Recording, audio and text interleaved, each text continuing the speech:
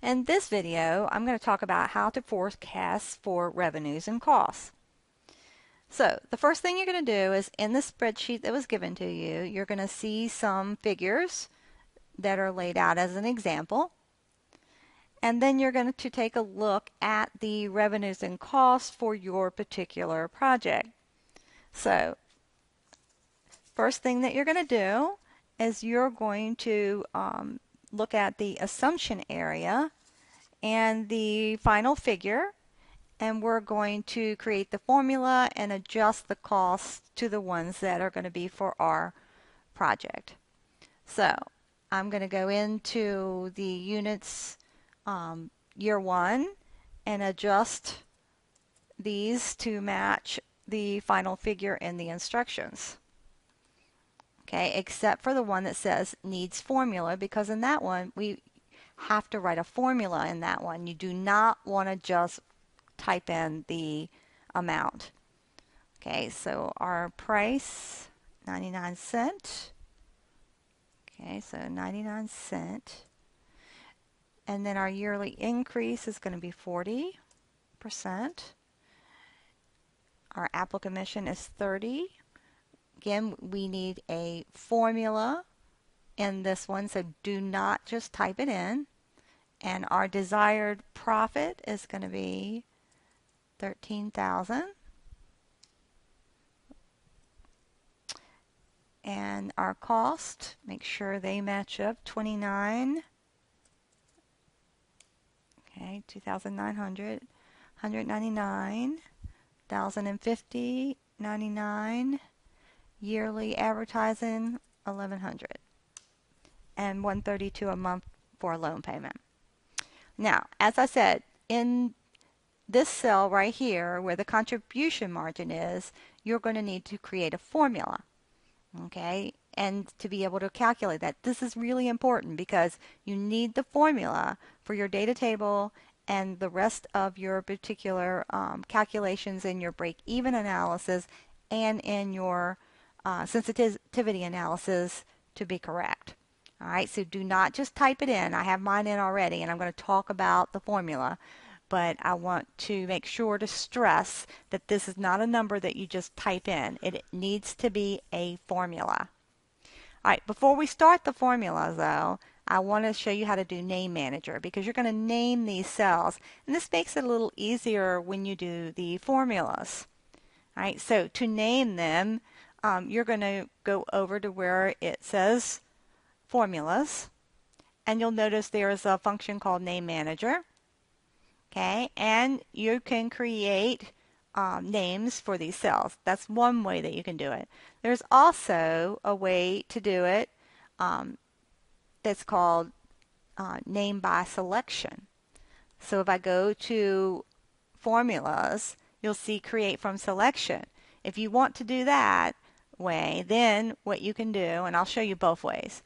We'll do the name by selection first. So if I want to name this one units, okay, year, I can go up here now, create from selection. It's saying the names are going to be on the left column, which they are. Okay, then I can go ahead, and if you want to look at it and see what happened, then you can go up to formulas, use that Name Manager dialog box like I talked about, and you'll see that it created a name for you. No spaces are allowed, so put an underscore right here. Okay, and you have units year one as the name. Okay, and it's referencing the cell with 2201 in it, B5. All right, so you can do it by selection, which is extremely easy. You can also use this dialog box and create new and then type in your own names. Okay, remember no spaces are allowed, and then point it towards whatever you want to. So either way will work. Selection is really easy if you already have everything set up and kind of named the way you want it. So we'll go ahead and do name by selection to start with. So formulas, create from selection, left column.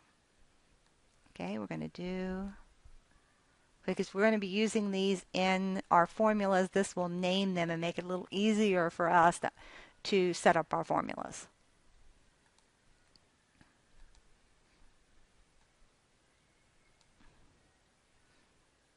Okay, so I am creating these names here.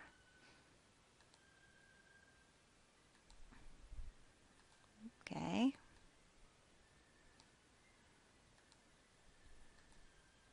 Alright, so you'll see that I have them all named now except I haven't done desired profit by year 5. And I'm going to go ahead and do this way. So you see I could do new here, and it's saying it is seeing forecast. But this time, if you notice, A10 through B10 is what it's looking at because I have both of these selected in there. Okay, if I just wanted to go to B10, then I would have to make sure to just put it onto B10 that way if I wanted to do it. Okay, that should be. Alright, so that's Name Manager and creating from selection names. Alright, now once you've done that, make sure to set up your formula. Alright, and your formula for the contribution margin is going to be your price. Okay, so it's going to be your price, and you're going to have your price minus your variable cost. Okay, do the price minus your contribution margin. Now remember, you're working with a percentage in that commission. So in your formula, you're going to have to make sure that you account for that 30%, right, when you're working with that. So you can't just subtract 30%, right? You have to make sure that your contribution margin is going to be the price minus the contribution margin, and make sure that you've accounted for it being a percentage. All right, once you have that formula in there, you're going to come up, as you can see with mine, as 69 cents. Okay, so that's going to be your contribution margin, is 69 cents. Now, you've finished working with your assumptions. So the next thing you're going to do is your break-even analysis. All right, so this is the area down here for your break-even analysis. And then if you go a little farther down here, you'll see I have a spot. This is where your sensitivity analysis is. All right, so you're going to do the break-even analysis first because you actually need that to be able to have the figure that you need to do the sensitivity analysis. So again, you're going to use the figure, okay, and make sure to type things in. You want them to look like the picture that you have. All right, so you're going to type in this whole section right here. And each one of these, again, they're not just numbers that you type in. You need formulas. I'm going to do the first two with you together to show you how to do it, and then you're going to finish it up. All right, so on the first one, what you're saying is, what are the units? All right, so in that case, if we're just looking at what our units are, we're going to reference. We're not just going to type it in. So we're going to reference which cell is our units. So if we look, I'm doing a formula, this reference, so I have equal, and I'm going to reference, right, those units year 1. And you'll notice since I gave it a name, I have that in there now. Okay, so equal units year 1 is what's going to go in there. There we go. All right, so once we have our reference in there for the units year 1, all right, and then we have to do our contribution margin for year 1. Now we know from up here in our assumptions that our contribution margin is the price minus the Apple commission. Our contribution margin here is now we're having to look at the units, right? So we want to look at our units times the contribution margin. So however many units we've got. So we're going to say a formula again. So our units, and then we're going to look at that times our contribution margin, right? So next would be our contribution margin. Okay. Once you have that, You can hit enter. All right, now in here we'll have to do some formatting because you can see you've got 3 decimal places coming out there, okay, which is not what you should have, but you can see that we're doing okay because you can look at the figure and you can see if your numbers match up, so you'll know if your formula is correct or not. Okay, now our fixed cost. In our fixed cost, we're now looking at adding up what our fixed costs are so we can figure out what our profit is. Because now that we know how much money we've made on the units we've sold, which would be our contribution margin, we can take off the fixed costs. All right, so we have to add up those fixed costs first of all. So we know for our first year we have fixed cost. Okay, so we're going to add those together.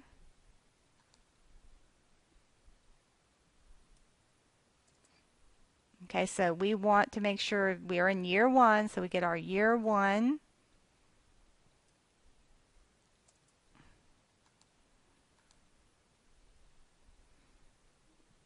Okay, now we've got our yearly cost. Now, monthly is a little different. So if you have a monthly cost, you can't just add 1 month.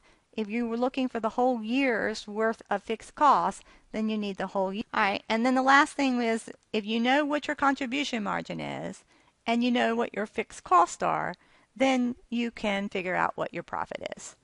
And so my profit is going to be equal to these right here, the contribution margin. Okay, so how much money you've made, and you're going to subtract your fixed cost. Okay, and you can see I'm in the hole at this point. All right, now we're going to go ahead and set up the second row.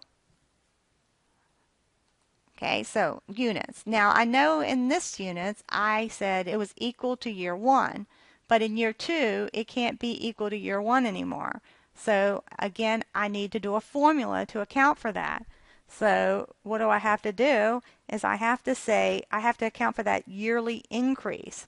So I've got to go and say then what the figure is for the year before. Okay, and I have to add another year's worth times that yearly increase because I've assumed that I'm going to have a 40% increase. All right, so I've got the year plus the next year's and the 40% increase. All right, then I need to figure out my contribution margin. So you'll see from that point, it works pretty much the same way. So I'm going to go in, say equal, okay, and once I know what that is, then I can say figure my contribution margin by saying what the units are, okay, times, okay, that contribution margin again.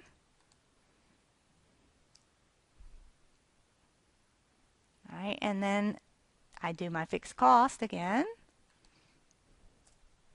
So this was year 1 only, year 1 only, yearly after year 1, okay, then yearly. Whoops, there we go, right there. And then yearly. And then we have this loan that we have to account for.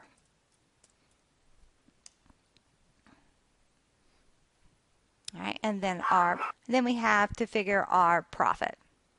Okay, and if you had that one right the first time, then we can just drag our formula down.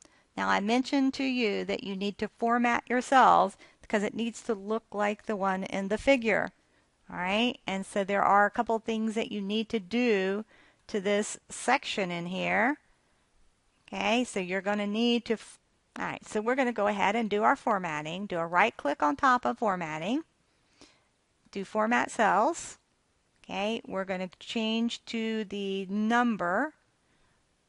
Okay, that way. We're going to make sure we have no decimal places. And if you can see, if you have negative numbers, you want it to be red. All right, so we want it to be red and we want it in parentheses. All right, now it should look like what you have in the figure.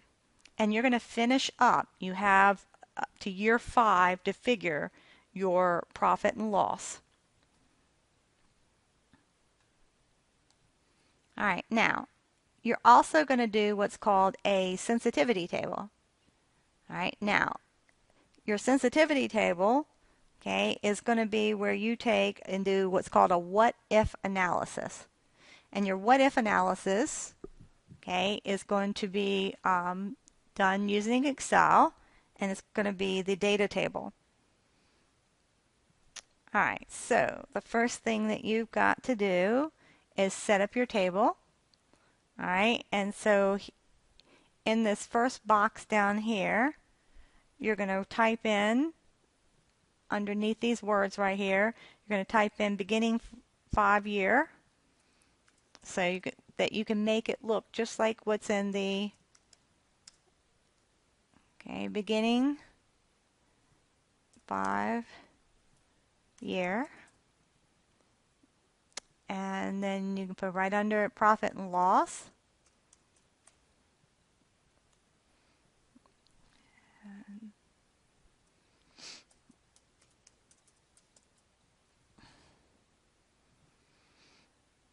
And then across up here you have yearly increase.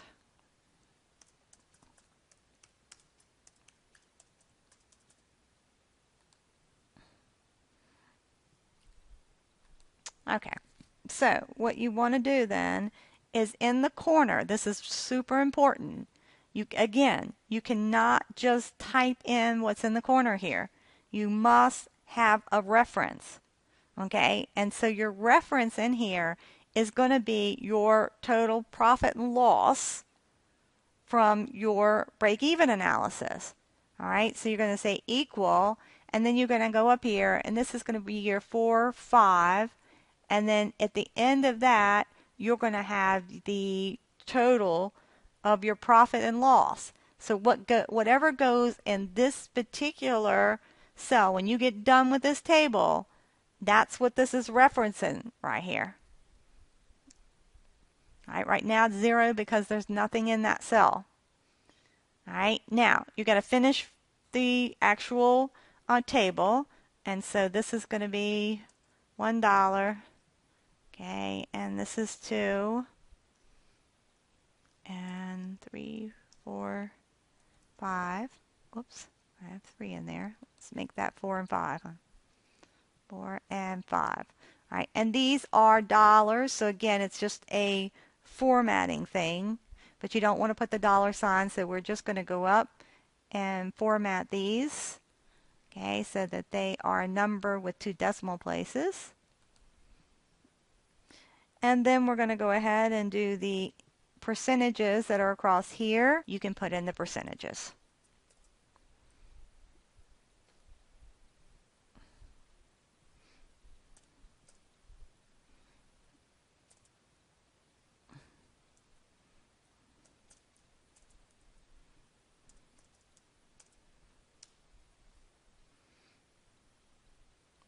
All right, if you have a decimal place or need to do any formatting, make sure to take care of that.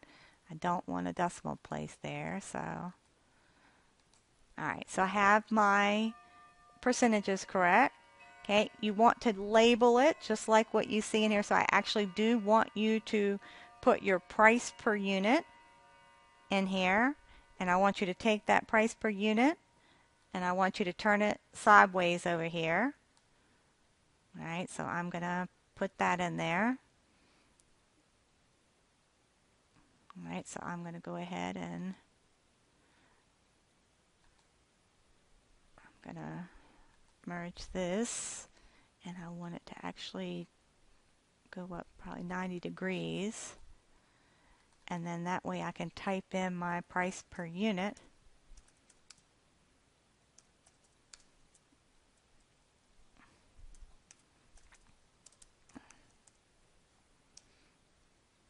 Okay, and actually even bold that.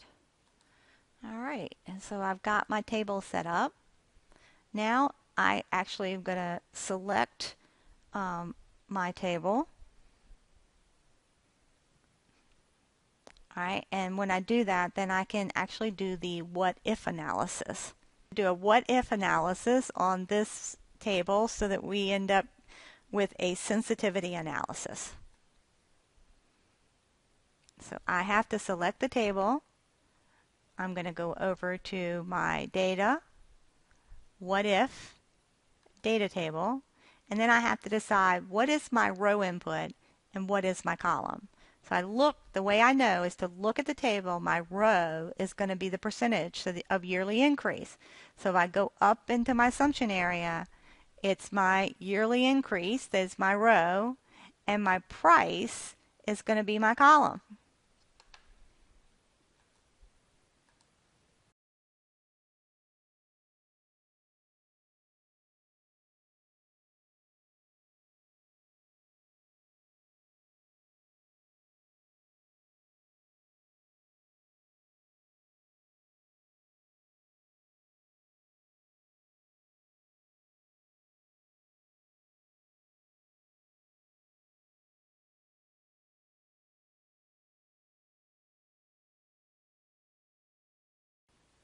I'm going to talk about how to complete the June events worksheet and the purchase order worksheet. All right, in the June events worksheet, you're going to find, to start off with, you just have some simple things that you need to do, like put in the event ID, and that you're just using the flash fill if you have the 2013 version. If not, you're going to have to type them in. Okay, so make sure to do that first.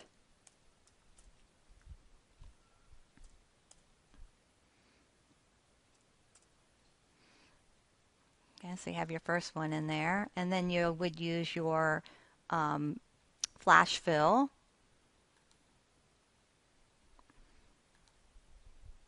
If you have that. All right, and then fill in your rest of your column there. And then you're going to do conditional formatting. So you're going to do on the first one, you're going to do conditional formatting to add a highlight cell rule to cells with a value less than 15 with light red fill and dark red text. So with a value less than 15. So remember, in your conditional formatting, that means you're just looking at your cell rules and you're doing a value less than 15, right? Less than 15 with light red and dark red text, which is the first one. And so you have your conditional formatting. In K4, again, you're doing some conditional formatting, less than 10.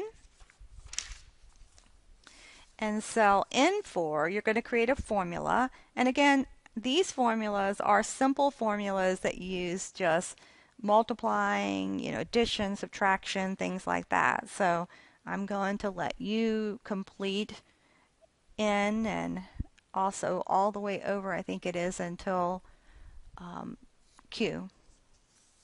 All right, so in a simple if, you type in your equal for your formula, and then you're going to type in your function, and then you're going to start your if statement. Your if statement is a logical test, okay, that Excel looks at and then says, what do you want me to do if it's true, and what do you want me to do if it's false?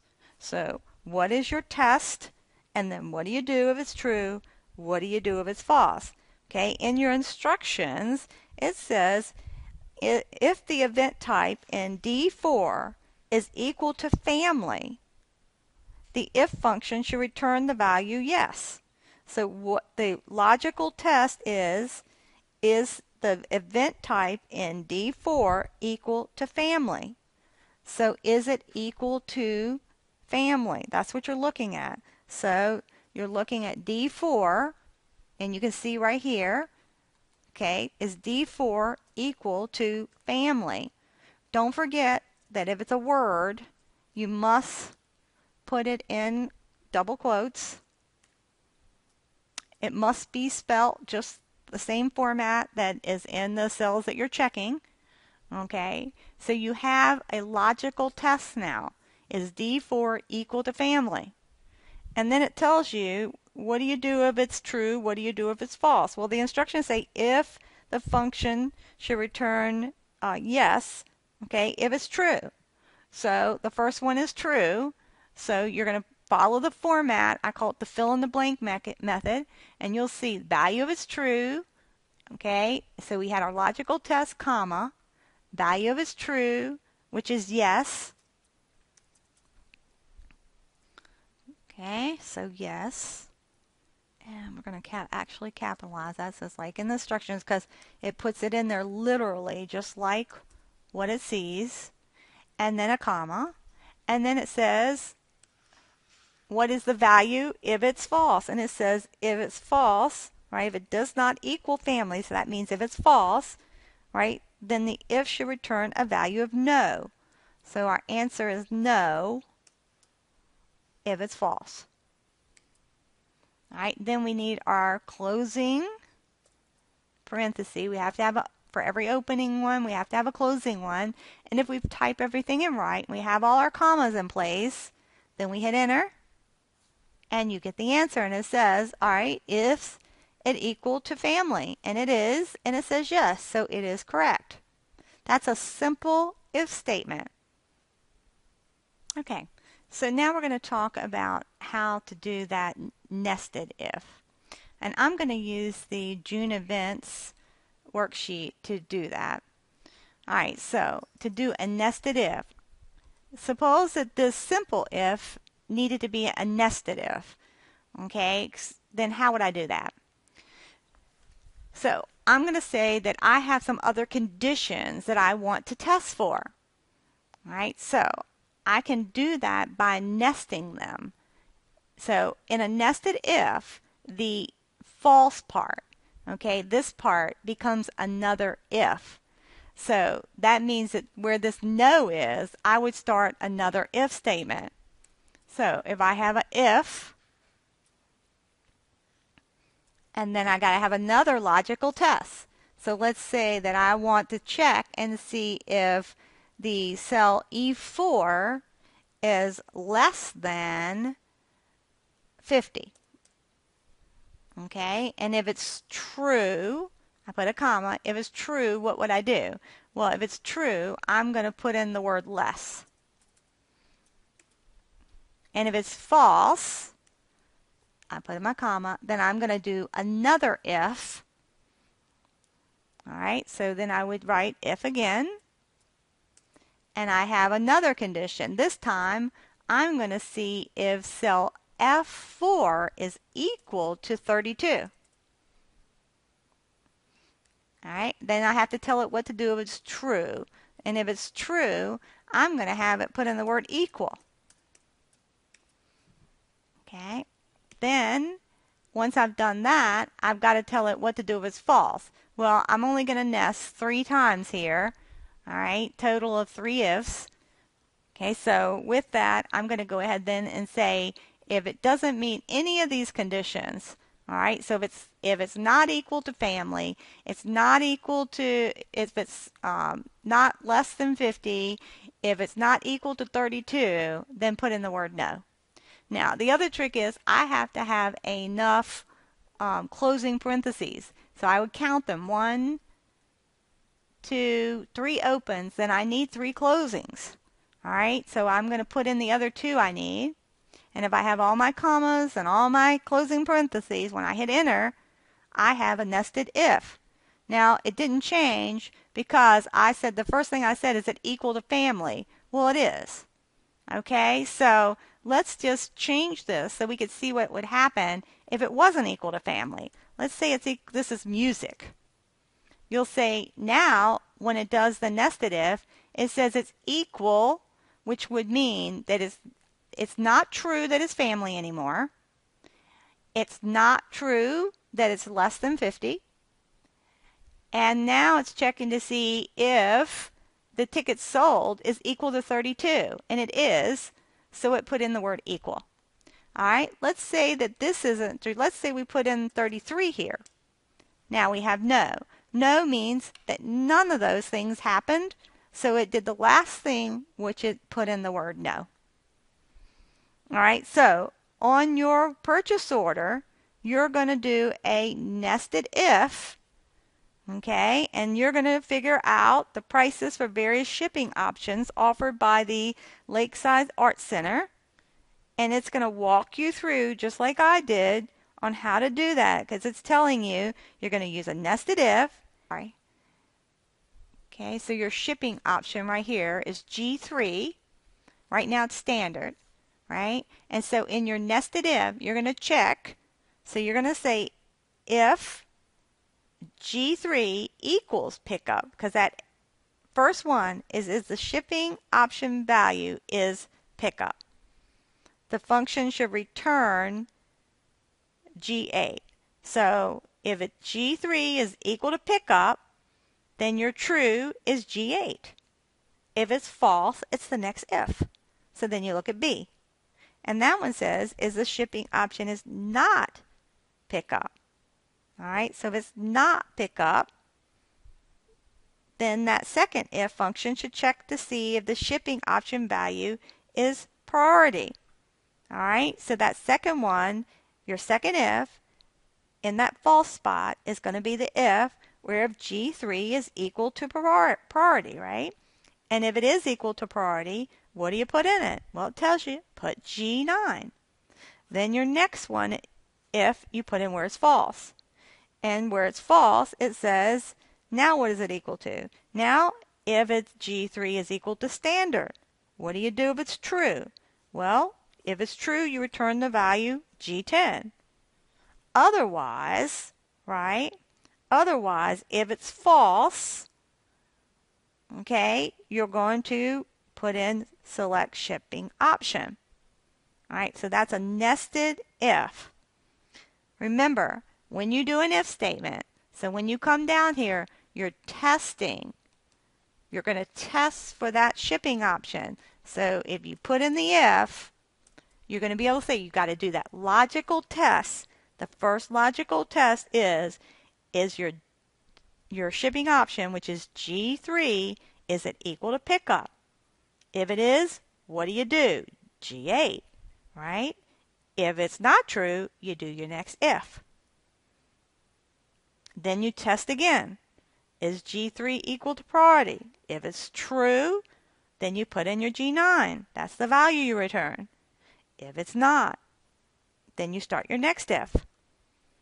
And then you test to see if it's standard.